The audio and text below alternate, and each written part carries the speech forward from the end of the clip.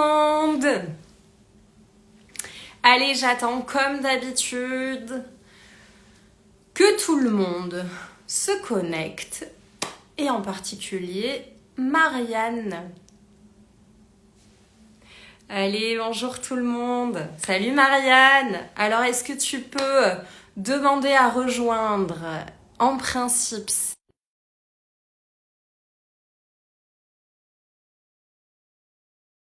toujours la partie la moins compliquée. Salut Marianne, est-ce que tu arrives à monter? Ah, j'ai l'impression que c'est bon, ça y est. Oui. Mhm. Bonjour Marianne, comment tu vas? Bonjour Coralie, ça va et toi? Très bien. Alors écoute, merci de me retrouver dans cette première salle d'épreuve de l'année 2024. Ben de rien, merci à toi pour Et, l'invitation. et je profite du coup pour dire à tout le monde, pour souhaiter à tout le monde une bonne année 2024, pleine de joie, d'activités pédagogiques, de formation et plein de bonheur en règle Eh générale. bien, je Do- me joins à toi pour souhaiter aussi une bonne année à tout le monde. Ouais, super. Alors, je vois qu'on a un petit peu de public, donc je rappelle un petit peu le concept. Évidemment, vous pouvez interagir avec nous, nous poser des questions tout au long, sans aucun problème. Et donc, on va commencer cette salle d'épreuve. Je vais te demander de te présenter pour tous ceux qui ne te connaissent peut-être pas forcément. Oui, ben, je suis Marianne, donc la fondatrice de Culture Fleu. Je suis basée à Berlin. J'enseigne à l'université à Berlin, en fait. Et j'ai enseigné dans diverses universités en Allemagne, aussi dans divers formats. Enfin, comme beaucoup de profs de FLE, j'ai des expériences très diverses dans des écoles de langue privée, des écoles professionnelles, voilà, tout ça. Pendant plus de, ouais, presque 15 ans maintenant. Et, ouais. Et donc, j'ai commencé à former des collègues. En fait, ça a commencé à l'université de Greifswald. Comme je suis arrivée, j'étais un peu plus jeune que les autres collègues. Alors, j'avais une formation Mhm, un petit peu plus récente. mhm. J'ai commencé à donner des formations, à être formatrice de Ouais. formateurs.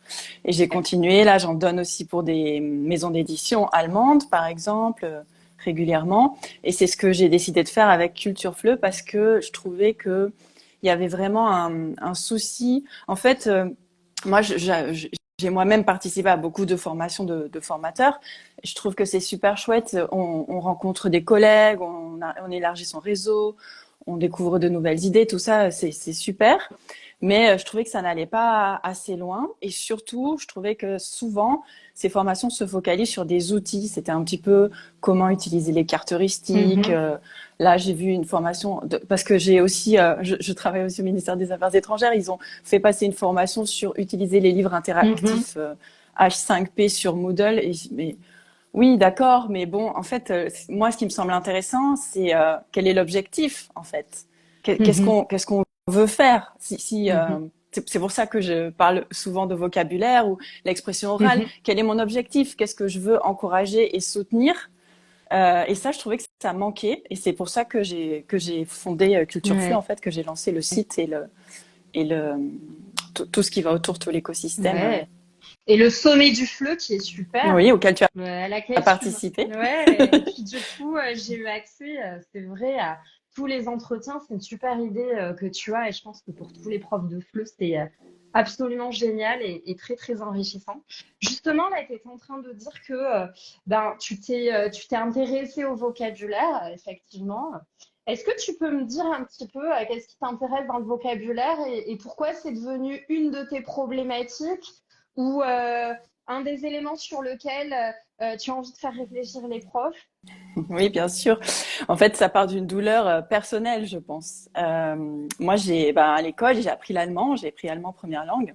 Mhm. Et c'était pas, enfin, à la limite, je sais pas. Bon, après, on peut analyser ça en son enfance.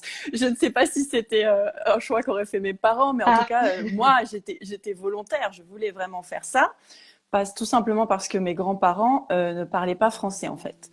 mhm. Et en fait, ce qu'il faut savoir, du coup, c'est que ma mère, leur fille, ne me parlait pas allemand, jamais. j'ai appris l'allemand à l'école. Mais donc j'ai appris à l'école, vraiment, c'est là que j'ai appris.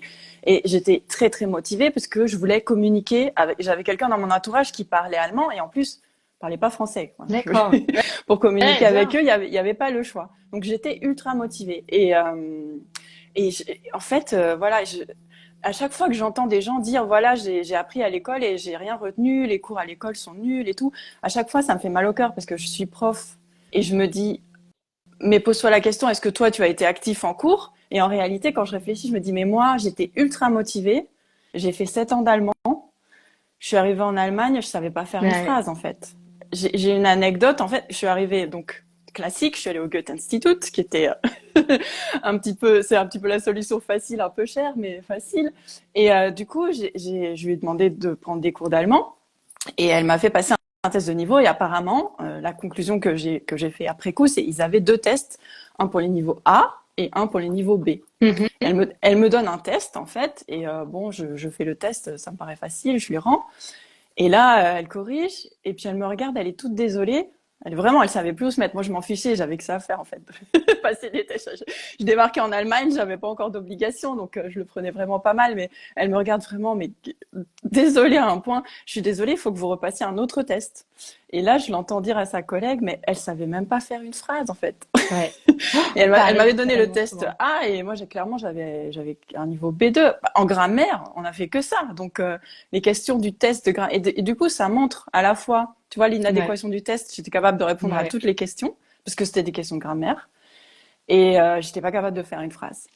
Et Et puis, vraiment, le souvenir où j'ai identifié ça, ouais. le vocabulaire, pour vraiment venir à ce thème-là, enfin donc j'étais motivée comme je le disais, je m'intéressais à toutes sortes de thèmes qui tournaient autour de la culture et bon ma petite marotte, moi j'aime bien la mythologie et sur la mythologie nordique c'était vraiment très dur de trouver des documents et j'avais réussi à mettre la main parce qu'à l'époque c'était vraiment une autre époque en fait, hein. Maintenant on a accès à des documents en langue originale. Internet, oui, à plein de films, plein de livres, du coup. Mais bon, À à l'époque, c'était pas comme ça, c'était évidemment.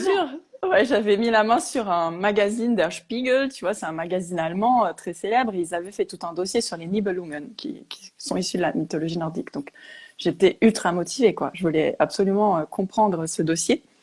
Et tu sais, les Ouais, magazines, ils ont des toutes petites colonnes comme ouais, ça. Hein, c'est des lignes ouais, minuscules. Et ouais. bah, toutes les 3 lignes, il y avait un mot que je comprenais pas.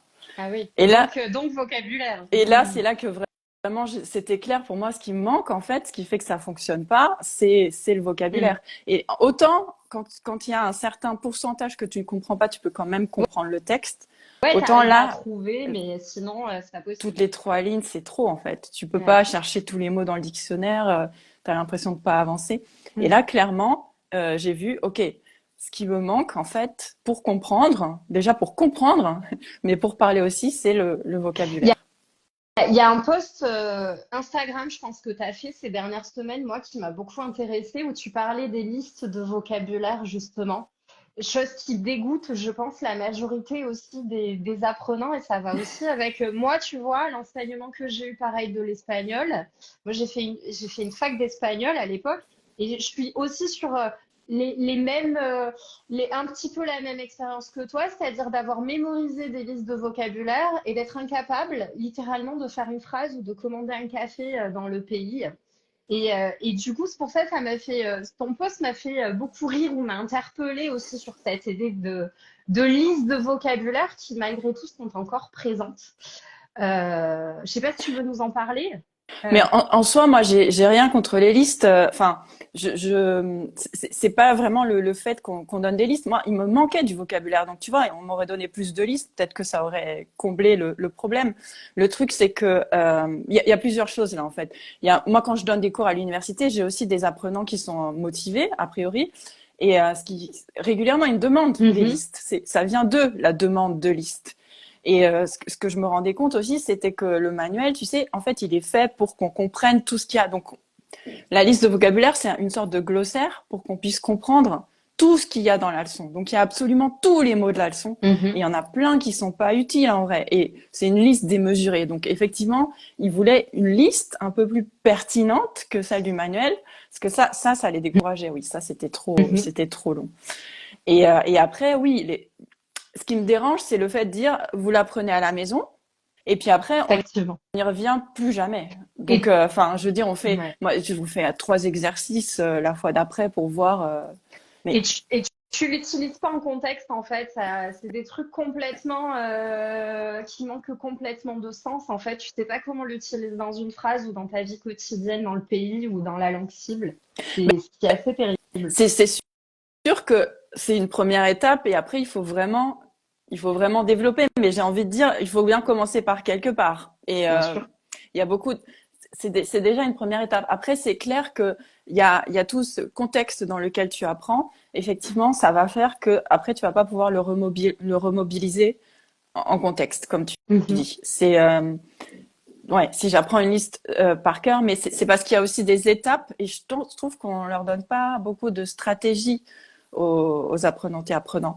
Mhm. Justement, ils ont la liste de vocabulaire, et après, on va leur dire, écrivez un texte sur tel sujet. Et on leur explique pas que, ben, en fait, spontanément, eux, qu'est-ce qu'ils vont faire? Ils vont réfléchir dans leur langue maternelle. Et moi qui aime bien la traduction pour le vocabulaire, là, c'est vraiment pas la bonne stratégie. C'est clair que ça va pas fonctionner. Ils vont essayer de retraduire, et ça va pas marcher. Alors qu'en réalité, ben là, s'ils avaient appris la liste de vocabulaire, même si c'est une liste, et qu'ils étaient capables de réécrire, il faut leur Ouais. dire, il faut réécrire tous les mots dont vous disposez sur ce sujet-là. Et à partir Mhm. de ces mots que vous connaissez, vous essayez de faire des phrases. Mhm. Mais d'avoir déjà les mots écrits sur la feuille pour voir ce qu'on a à disposition, ça permet d'avoir cette première étape Ouais. avant de passer à l'expression. Mhm. Mais ça, c'est une stratégie. Enfin, Cette tu vois, stratégie, ouais, bien mes sûr. profs ne l'ont jamais. Enfin, quand Moi j'étais non à plus. l'école, on nous avait jamais proposé de telles stratégies. Et déjà, ça. Alors, oui, c'est sûr que pour arriver à faire des phrases correctes, c'est mieux d'avoir des exemples et de le mettre en contexte. Et puis, on retient mieux comme Mhm. ça aussi. Mais vraiment, déjà, pour des débutants, des tout débutants qui ont appris leur liste, cette simple stratégie de se dire, OK, on fait le bilan de ce dont on dispose et on Mhm. essaye de construire à partir de là, plutôt que de partir de la langue maternelle. Et là, on Euh, voit tout ce qui. Vous pouvez, en commentaire, vous pouvez poser des questions et réagir avec nous, hein. On va y répondre au fur et à mesure.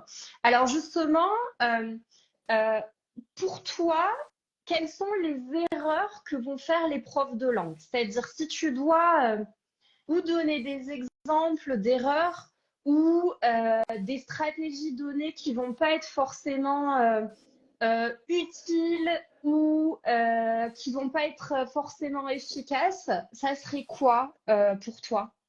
Ben, déjà, cette histoire de liste, donner la liste du manuel à apprendre, ça marche pas parce que la liste est trop longue, parce qu'il y Mhm, a plein de mots qui sont pas pertinents. mhm, Donc, ça marche pas. En plus, donner des devoirs à faire à la maison, enfin, voilà, tu les laisses apprendre tout seul, et que ce soit des enfants voilà, qui font les devoirs un peu en fonction de ce qui ouais, est urgent, quoi. Si après, tu peux avoir la solution de faire des tests régulièrement, donc comme ça, ouais, tu les obliges à apprendre le vocabulaire, mais ouais. là, tu les fais marcher à la baguette. C'est pas vraiment pour la motivation, c'est pas ce qu'il y a de bon non plus. Et puis tu prends le risque aussi qu'ils mémorisent une erreur, par exemple, quelque chose qu'ils ont ou mal traduit, ce que tu disais dans leur langue maternelle. C'est vrai que moi aussi, j'aime pas trop donner ce genre de devoir à la maison parce que j'ai pas, enfin, c'est pas que j'ai pas confiance, mais j'aime bien contrôler le fait qu'ils aient bien compris.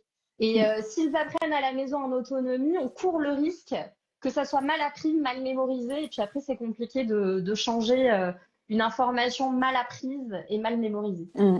Mais tu vois, ça, c'est une demande qui vient souvent des apprenants. Ils sont conscients du fait qu'il faille qu'ils apprennent le Ouais, vocabulaire. Et ils n'ont pas. Bah, je trouve que ça, c'est une erreur justement de beaucoup de profs de se dire bon, bah, apprends la liste du manuel. c'est Ils se ça. disent qu'en fait, c'est quelque chose que les apprenants doivent faire en autonomie, d'une part, et aussi à la maison chez eux, quoi. Enfin, c'est pas.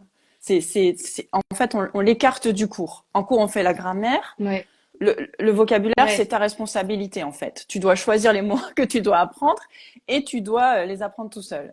Et effectivement, ça peut déboucher sur des. C'est si on leur demandait de faire la grammaire tout seul à la maison, on sait bien qu'il y aurait des erreurs. Donc, Effectivement, donc le vocabulaire, c'est pareil aussi, c'est clair. ouais. Euh, Et ouais, après, là, il y a aussi une erreur qui consiste à, mais ça, enfin, ouais, c'est classique. C'est qu'on suit le manuel, si on a un manuel par exemple, ou même dans d'autres cas, ce qu'on fait, c'est que on va traiter le vocabulaire sur un thème. Et autant dans la grammaire, l'apprentissage, il est Ouais, circulaire, en fait, il est en en spirale, ouais. spirale. Donc, exactement, oui, merci, je cherchais le mot. En spirale, donc spiralaire. Donc, en fait, on va aborder un thème superficiellement, puis on va l'approfondir au fur et à mesure, et ça va organiser des répétitions régulières.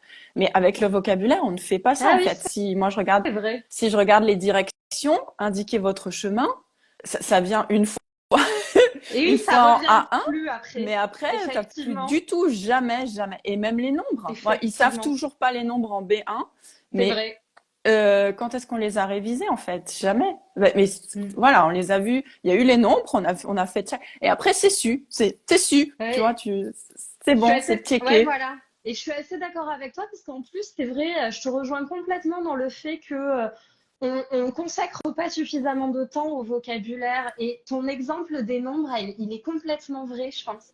Parce que c'est vrai que c'est quelque chose que tu vas voir. Hop, on va lire les nombres avec eux en A1.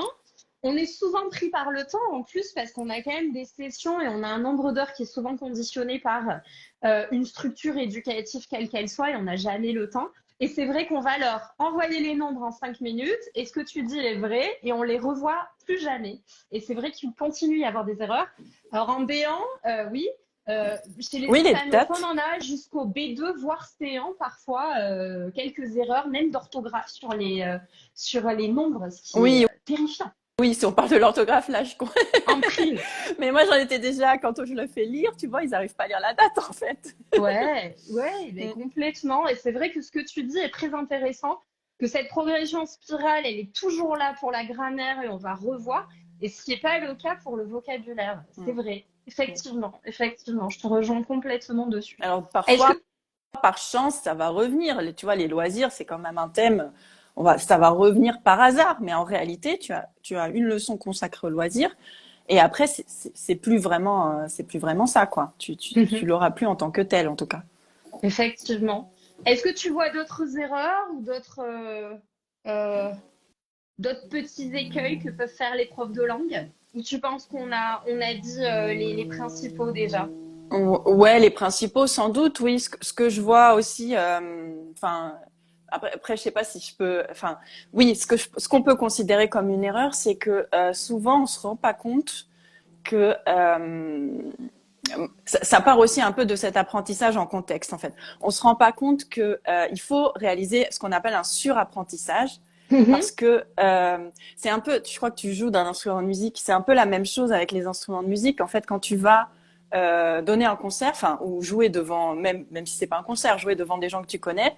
En tout cas, moi, à mon petit niveau, c'est ce que c'est mon expérience. Il faut que ce soit un morceau que je connaisse vraiment sur le bout des doigts, C'est parce vrai. que sinon, voilà.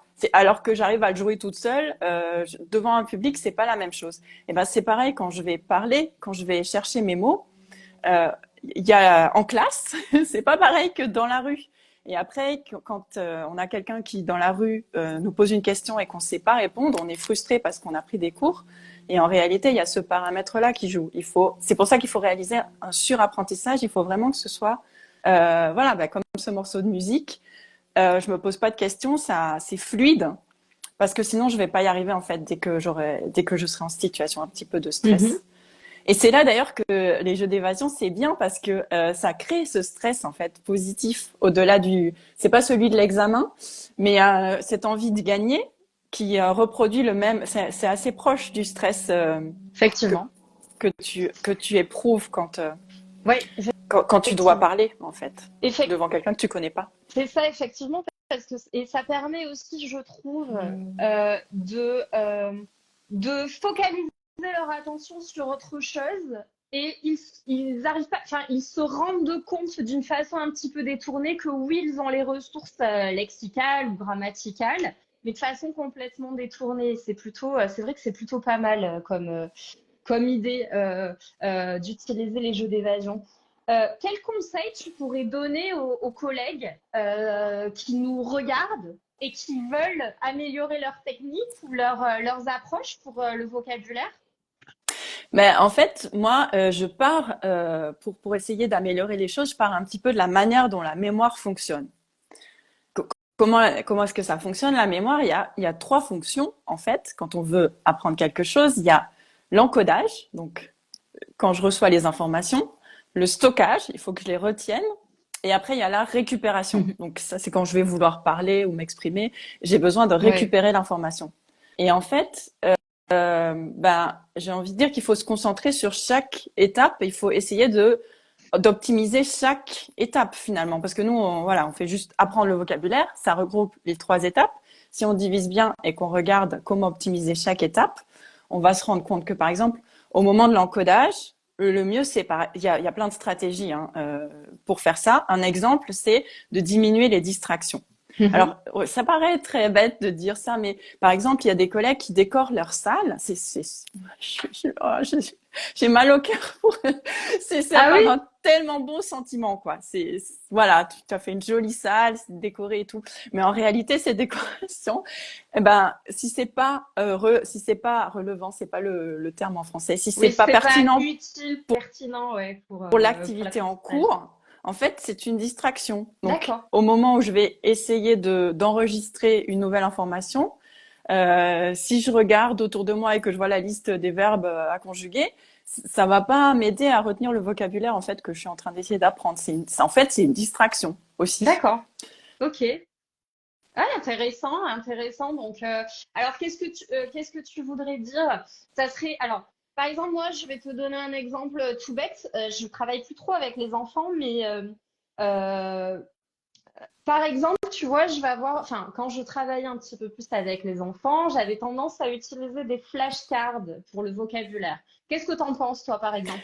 Tu penses que c'est une bonne Si- stratégie ou une mauvaise stratégie? Oui, ça c'est pour la partie stockage en fait. Donc, ce qu'on utilise, c'est la répétition espacée. Alors, c'est vrai que pour des enfants, c'est un peu plus compliqué. En fait, c'est bien les flashcards et c'est encore mieux si on adopte le système de répétition espacée. Ouais, Donc, pour ça, il y a des applications ouais, pour les adultes comme ouais. Quizlet qui permettent. Non, ça veut dire qu'il faut ouvrir l'application tous les jours, hein. Ça, c'est aussi un détail que les apprenants n'ont pas, dont les apprenants n'ont pas forcément conscience.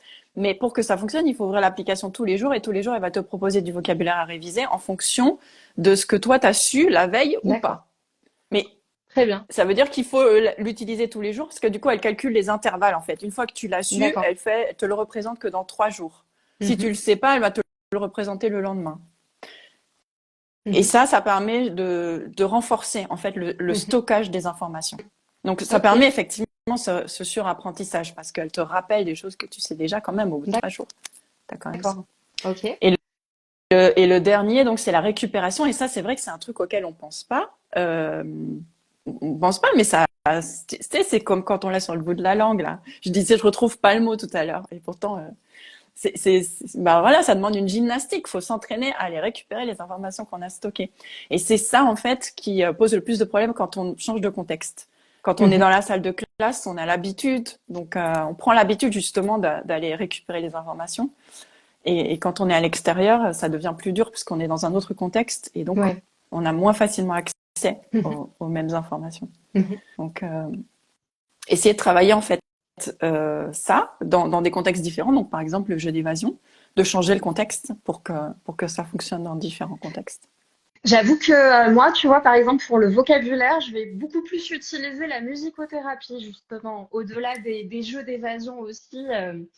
Euh, où en fait je vais donc à partir de la musique évidemment bon ça c'est un petit peu plus complexe mais je vais leur faire décrire ce qu'ils ont dans leur tête et ça va mobiliser justement tous les souvenirs de vocabulaire. Donc tu vois, jeu d'évasion, musicothérapie, on va être aussi un petit peu sur cette idée de sentiment, d'émotion, de stress ou émotion positive ou négative. Oui, Donc, là, tu vois, on est plus sur le stockage, là, en fait. Comment ouais, est-ce que je vais stocker l'information? Donc, effectivement, là, tu as plusieurs stratégies.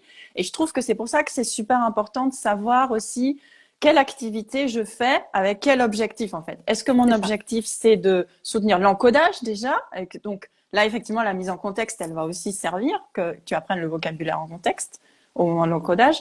Et quand tu fais, bah voilà, quand tu essaies de le relier à des émotions, Ça va être au moment où tu stockes, Mhm. donc le moment du stockage. Mhm. Donc, c'est pour ça que je trouve que c'est vraiment important de savoir à quel moment de l'apprentissage tu te situes, qu'est-ce que tu veux soutenir pour obtenir ton objectif, en Mhm. fait. Et c'est ça que je reproche justement aux formations que moi-même j'ai suivies, mais ça veut pas dire que les autres formations sont pas bien, mais c'était ce qui me manquait dans les formations que je suivais. Par exemple, on me parle des cartes heuristiques, mais on m'explique pas à quoi ça sert, quelle fonction ça soutient, à quel moment de l'apprentissage je vais l'utiliser, dans quelles conditions. Et maintenant, je me retrouve avec des profs, tu vois, qui me demandent, parce que j'ai une formation sur ChatGPT aussi, de créer une carte heuristique avec l'intelligence artificielle. Et j'étais là, mais en fait, je vois pas l'intérêt. C'est comme dans les manuels avec ces carte heuristiques qui sont déjà toutes faites, bah, mais ça ne sert à rien en fait. Une carte heuristique, qu'est-ce que c'est? C'est quelque chose de personnel. C'est, Effectivement. il Ouais. faut la faire soi-même, sinon, si on te la fournit toute faite, enfin, ça n'a plus Ouais. l'intérêt en fait. Après, c'est vrai que dans les derniers manuels, je crois que c'est chez Maison des Langues maintenant, il y a quand même des modèles de cartes heuristiques qu'on demande à l'apprenant de recréer la sienne avec je crois que c'est avec le vocabulaire d'ailleurs, faudrait que je vérifie, avec le vocabulaire que lui-même a envie de conserver, me semble-t-il. Il y a quand même une petite évolution petit à petit, heureusement. Euh, Oui, c'est bien de donner un exemple et c'est vrai qu'on ne maîtrise pas forcément la technique des cartes heuristiques, on fait juste un petit dessin comme ça, alors qu'en réalité c'est codifié, il y a des c'est couleurs, il y a un ordre à ça. respecter et tout. Mais bon, le principe c'est quand même que c'est quelque chose de personnel qu'il faut réaliser soi-même. Et là, justement, tu vas le lier avec des émotions, avec du contexte aussi, avec des images. Donc c'est tous ces éléments que tu vas mettre pour soutenir le stockage. Et après, ce qu'il faut, c'est aussi la refaire, parce que ça sert Mhm. à rien de l'avoir faite une fois. Et tu vois, tout ça, c'est des choses. Enfin, moi, je trouvais que je l'avais pas tellement conscientisé, en tout cas dans les formations qui disent comment utiliser les cartes heuristiques, comment on va faire telle activité. Et on met pas tellement l'accent sur, bah, d'accord, tu as utilisé ta carte heuristique, tu l'as faite avec tes apprenants, mais ça veut dire que dans 3 semaines, tu leur dis, bon, bah, vous refaites de mémoire la carte La carte heuristique heuristique. que vous Ça, aviez c'est une faite bonne. parce que sinon, ben, ça ne sert à rien. Et après, tu leur expliques, bon, ben, on va faire de l'expression écrite ou de l'expression orale même. Je veux dire, et pour préparer cette expression, première étape, vous faites la carte heuristique du thème. Et ensuite, on va pouvoir Ouais. s'exprimer là-dessus. Donc, soit par écrit, soit à l'oral. Mais on aura, voilà. Et là, on va pas partir de la langue maternelle et traduire. On va partir du vocabulaire Ouais. dont on dispose. Parce que nous, on est focalisé aussi, après, quand on traduit, on se focalise sur la construction de la phrase. Moi, je trouve ça aussi préjudiciable. J'ai une anecdote à ce propos. J'étais quelque part en ville et il y a une personne qui m'approche à Berlin et qui me dit, elle me pose une question, elle me dit gare où? Tu vois, genre Ouais. 2 mots. J'ai compris la question en fait. Donc, qu'est-ce qu'on va s'embêter? Tu vois, ça lui Ouais. suffit 2 mots pour poser la question. Et souvent, en fait, justement, quand on fait des exercices où on leur demande de définir les mots, c'est très Ouais. difficile de définir les mots dans la langue. Mais en réalité, il suffit d'aligner quelques mots qui ont un rapport. Ils n'ont pas besoin de Oui, faire des pour phrases. que les gens, oui, pour que les gens te comprennent au final, Et c'est vrai. C'est devinent le vrai. mot parce Ouais, c'est vrai. que, en fait, on se focalise à chaque fois sur, je vais faire ma belle phrase et tout. Mais déjà parler, c'est compliqué. Donc, franchir cette barrière avec prononçant juste quelques mots et d'avoir la personne en face de toi qui te comprend, c'est motivant parce que c'est un succès. Euh, Ce que tu viens de dire là, justement, sur la préparation, soit de production orale ou de production écrite, je trouve ça très intéressant parce que justement, je viens aussi de m'en rendre compte, le fait avant de vouloir produire, que ça soit à l'écrit ou à l'oral, de préparer cette production en essayant de mobiliser les mots qu'on connaît ou le vocabulaire qu'on connaît. Et je suis un petit peu dans cette même lignée. Je suis très d'accord avec toi. C'est pas quelque chose que je faisais quand j'ai commencé à enseigner, mais c'est fondamental, notamment avec les adolescents. C'est-à-dire qu'un adolescent de base, il va aller sinon au plus simple et il ne va pas se rendre compte qu'il a d'autres moyens qu'il connaît et qu'il a Ah mais mémorisés. qu'il peut utiliser à ce moment-là. C'est Et pas que les adolescents, tu sais, c'est vraiment tout le monde. Les adultes, ils sont pas plus doués. Les adultes, ils partent de leur langue maternelle et ils voient qu'ils sont capables d'exprimer des nuances, c'est ça. voilà, très très fines. Et ils sont tellement frustrés parce que ils voient ce qu'ils voudraient dire et ce qu'ils arrivent à dire, alors que c'est pas la bonne technique. Donc clairement, il faut partir de ce qu'on a pour essayer de C'est construire quelque chose à partir de là. Et c'est vrai qu'on nous donne pas ces non. stratégies en tant qu'apprenants. Mm. Et si tu le dis pas explicitement, je veux dire, spontanément, Effectivement. Non, spontanément, même moi, je sais pas si j'aurais ce réflexe, tu vois, il faut le. Et d'ailleurs, ça, c'est encore une erreur qu'on peut faire si on se reporte au. J'avais des collègues qui essayaient de mettre ça en place dans les examens. Il faut faire attention quand on fait ça, hein. Donc, elles avaient proposé un exercice en première partie pour essayer de préparer à l'expression écrite. Donc, elle leur mhm. demandait de préparer leurs arguments. Et en fait, les apprenants, ils se perdaient là-dedans. Voilà. Et du coup, ça leur laissait pas de temps pour l'expression écrite. Donc, il faut faire attention. Mais sur le vocabulaire, leur donner comme conseil juste d'écrire sur leur feuille tout le C'est ça. vocabulaire et de faire le point sur ce dont ils disposent.